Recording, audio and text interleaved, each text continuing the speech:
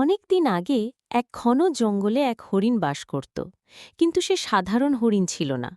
তার শরীরে ছিল এক আশ্চর্য জাদুশক্তি। যখনই সে দৌড়াত, তার খুরের ছোঁয়ায় মাটিতে নানা রঙের ফুল ফুটে উঠত। আবার যখন সে নিঃশ্বাস ছাড়ত, বাতাসে ভেসে বেড়াত মিষ্টি ঘ্রাণ, যা জঙ্গলের প্রাণীদের আনন্দে ভরিয়ে দিত। জঙ্গলের সব প্রাণী হরিণকে খুব ভালোবাসত।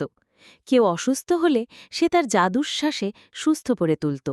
কেউ দুঃখ পেলে তার মিষ্টি কথা শুনে খুশি হয়ে যেত। সবাই তাকে বন্ধু হিসেবে মানত। কিন্তু সেই জঙ্গলে এক বাঘ বাস করত। সে ছিল অহংকারী ও হিংস্র। তার চোখে সর্বদা রাগের আগুন জ্বলত।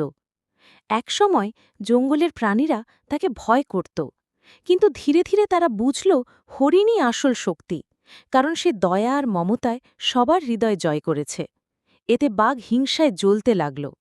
সে ভাবল, যদি আমি এই হরিণকে মেরে ফেলি, তবে আবার সবাই আমাকে ভয় করবে।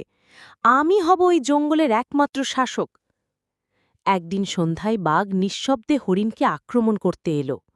হরিণ তখন গাছের নিচে দাঁড়িয়ে দূরের আকাশের দিকে তাকিয়েছিল। হঠাৎ বাঘ ঝাঁপিয়ে পড়তেই হরিণ চোখ বন্ধ করে জাদু শক্তি আহ্বান করল। মুহূর্তেই তার শরীর থেকে সোনালি আলো বের হয়ে আকাশে ছড়িয়ে পড়ল, আর সেই আলো জালের মতো বাঘকে ঘিরে ফেলল।